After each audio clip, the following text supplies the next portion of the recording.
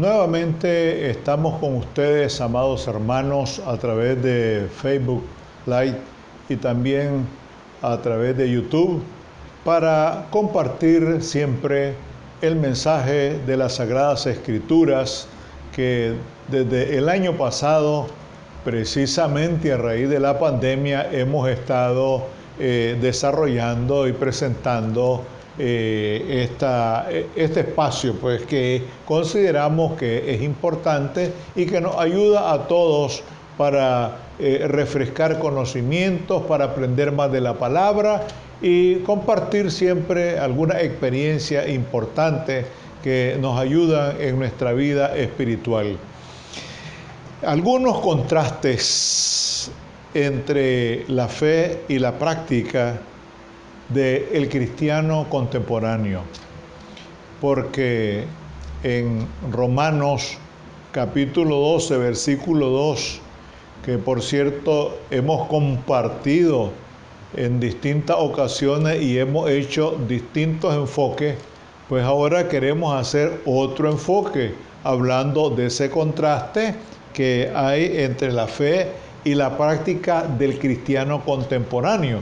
Y dice este versículo 12:2 de Romanos: no os conforméis a este mundo. En la otra versión dice, en la de 1960, a este siglo, sino transformaos por medio de la renovación de vuestro entendimiento, para que comprobéis cuál sea la buena voluntad de Dios, agradable y perfecta. Cuando nosotros abordamos este tema que resulta altamente controvertible, debemos estar muy claros sobre algunos conceptos que nos iluminarán en la comprensión de los contrastes entre la fe y la práctica. Esto nos lleva a pensar en lo ideal y lo real. Lo ideal es lo deseado, lo anhelado, y lo real es la experiencia, el ejercicio, es decir, lo que se da, lo que se produce.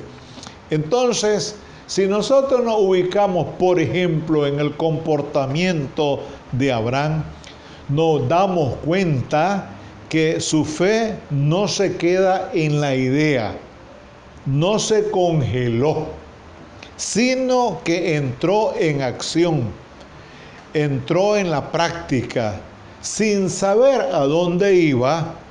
Pues el Señor le dijo: a la tierra que te mostraré, y eso lo verificamos en el capítulo 12 de Génesis, versículo 1.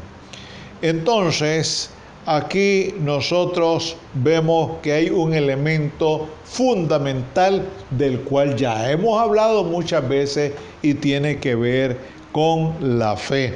Como lo dice también Santiago, dice así también: la fe, si no tiene obra, es muerta en sí misma.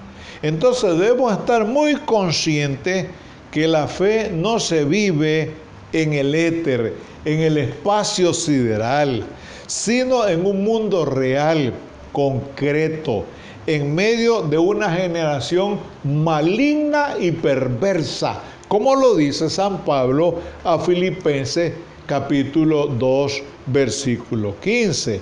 Entonces, los cristianos contemporáneos, los que estamos haciendo la historia en la actualidad, no podemos ni debemos contemporizar, es decir, acomodarnos en una sociedad que está siendo arrastrada por la cultura de lo que se ha conocido o se conoce como la posmodernidad o crisis de la civilización, que se caracteriza por el individualismo, el hedonismo y también el narcisismo.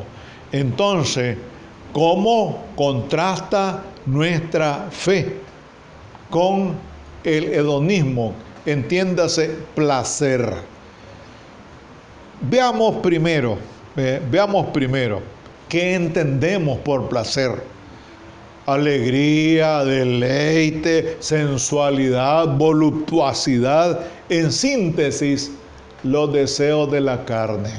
Si lo concebimos desde un punto de vista eminentemente carnal, porque también esto contrasta evidentemente con lo que San Pablo le dice a los hermanos de la comunidad de Galacia y a los cristianos de la actualidad, a los cristianos contemporáneos. Digo pues, andad en el Espíritu y no satisfagáis los deseos de la carne, porque el deseo de la carne es contra el Espíritu y el del Espíritu es contra la carne, y estos se oponen entre sí para que no hagáis lo que quisiereis. Fíjense que ahí nosotros nos encontramos con espíritu versus carne. ¿Y la carne qué es? ¿En qué sentido? En el sentido de lo mundano, de la mundanalidad, de las pasiones que nosotros podemos tener y que, por cierto, pues tienen y nos tienen muy, pero muy atrapados a muchos en la actualidad. Entonces, ese es uno de los problemas que enfrentamos, ¿no? Y uno de los grandes contrastes, ¿no?, entre nuestra fe y la realidad que nosotros enfrentamos en este mundo. Y es que algunos llaman a eso, y por cierto, crisis de la ética. Lo hemos dicho muchas veces, hay mucho desarrollo, hay mucho avance, mucha tecnología, eso no lo dudamos. Pero desde el punto de vista ético, la sociedad mundial cada día se degrada más y más. Y es una vergüenza esa realidad que nosotros vivimos. Entonces, ahí está la gran contradicción entre la fe y la práctica de actividades que están reñidas con la moral cristiana. Entonces, por un lado. Por el otro lado, ¿cómo contrasta nuestra fe con el individualismo? ¿Y qué entendemos por individualismo? Pues es la forma de actuar de acuerdo a nuestro propio criterio y no de acuerdo con la colectividad. Es decir, esto a mí me parece, esto es lo máximo, lo que yo pienso, lo que yo creo, lo que yo hago, y entonces yo me encierro y no me importa lo que los otros puedan pensar, puedan opinar, puedan decir, de tal forma que me convierto en una persona que solamente acepto lo que yo pienso, lo que yo creo y lo que yo digo. Entonces, partiendo de algunos principios y algunas enseñanzas de la Biblia, como por ejemplo, ¿no?, el reemplazo de Judas Iscariote, la elección de los primeros diáconos, el concilio de Jerusalén, en todo esto, y eso aparece en los Hechos de los Apóstoles, que se puede verificar, hay una actitud democrática, es decir, de consenso. Sin embargo, a veces nos encontramos con ciertos hermanos, incluso en algunas iglesias, que quieren llevar las cosas por la libre, que desean hacer las cosas a su gusto y antojo, lo que se ha llamado eso de el síndrome, ¿no? Que es una expresión, por cierto, pues bastante desagradable, ¿no? El síndrome de aquel famoso cantante que ahorita se me escapa, ¿no?, que dice a mi manera, ¿ve? Y eso no es así, no, es a la manera que el Señor nos enseña, a la manera que el Señor, Frank Sinatra es el que dice eso, a mi manera. No, no es a mi manera, es a la manera que enseña el Señor en su palabra. Y algunos quisieran tener una iglesia a su manera, a su estilo. No me parece esto, no me parece lo otro, no me parece aquí, no me parece allá. ¿Por qué no nos sujetamos a lo que la palabra del Señor nos enseña? Entonces, todas estas cosas provocan algunos trastornos a lo interno de algunas iglesias. Y esto contrasta con el gran ejemplo que tenemos de consenso y unidad entre el Padre, el Hijo y el Espíritu Santo, que es algo extraordinario, que es el ejemplo que nosotros diríamos por excelencia.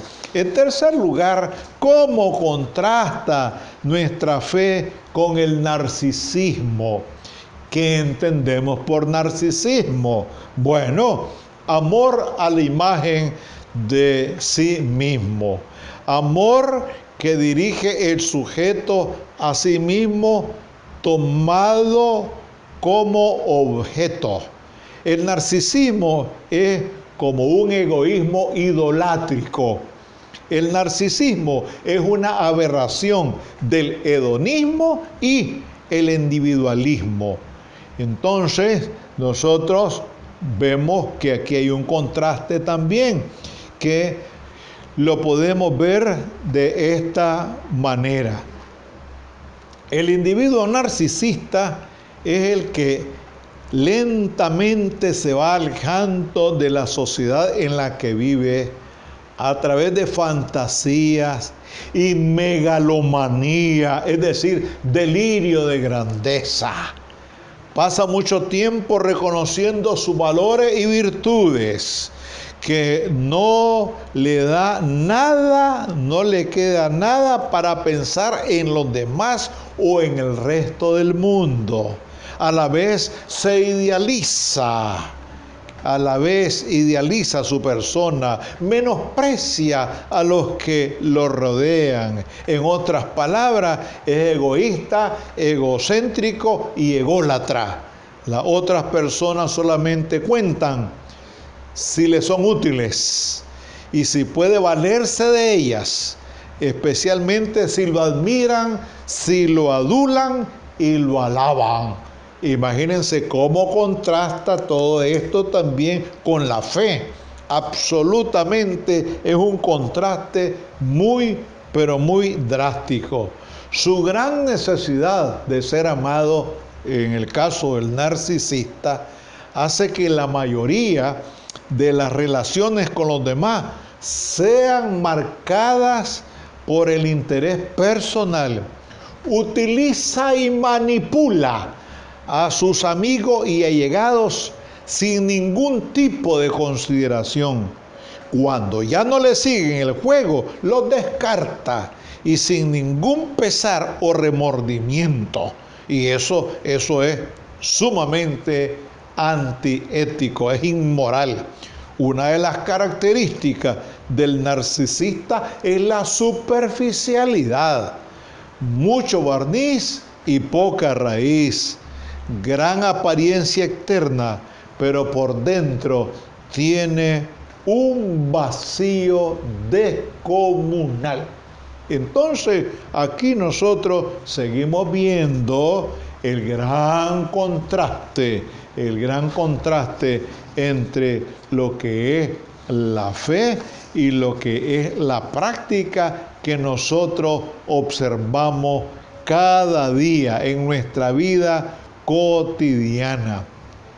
No puede una filosofía de vida más contrapuesta a la moral cristiana y a la fe y práctica del cristianismo contemporáneo que el hedonismo, es decir, el placer, el individualismo y el narcisismo. ¿Cómo amar al prójimo si el amor queda restringido a uno mismo? Vean ustedes, amados hermanos, cómo preocuparse por las demás personas cuando el interés del yo absorbe todo el tiempo. El mandamiento bíblico de amarás a tu prójimo como a ti mismo se transforma hoy en una expresión muy triste y una realidad también desagradable. Ámate a ti mismo y olvídate de tu prójimo.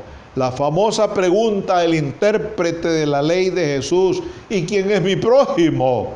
Lucas 10:29. En la posmodernidad, es decir, en la crisis de civilización que vivimos hoy, se ha inventado una respuesta descabellada e inhumana.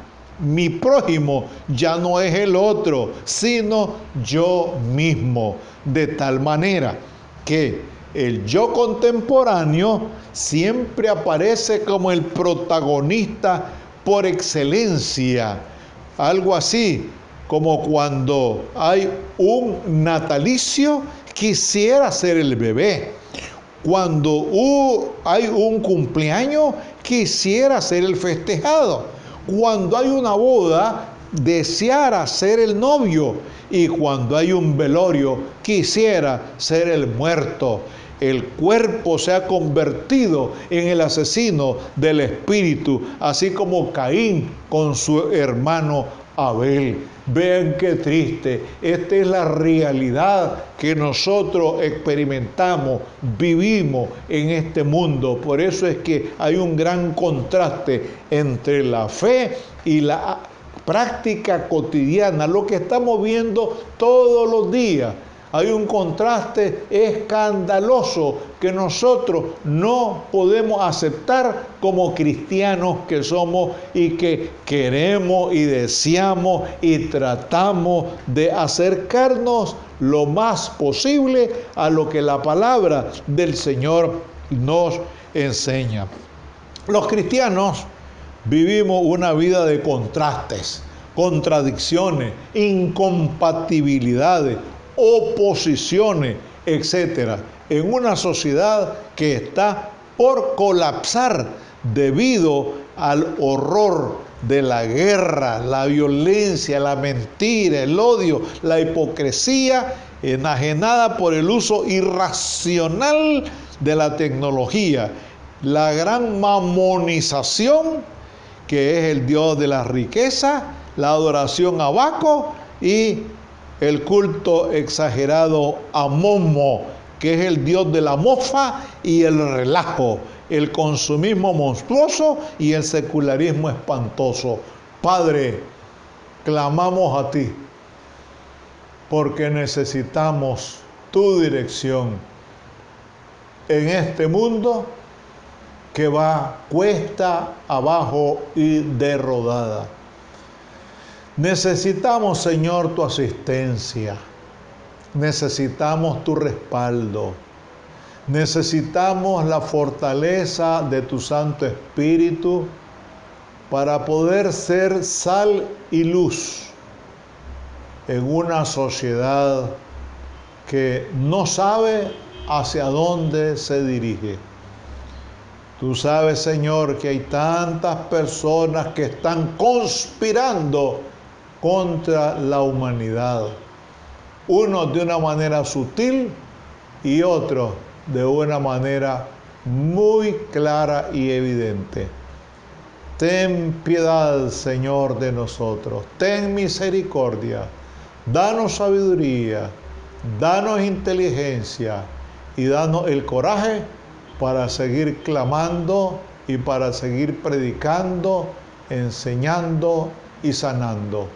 Te lo pedimos todo en el sagrado nombre de Jesús de Nazaret. Amén.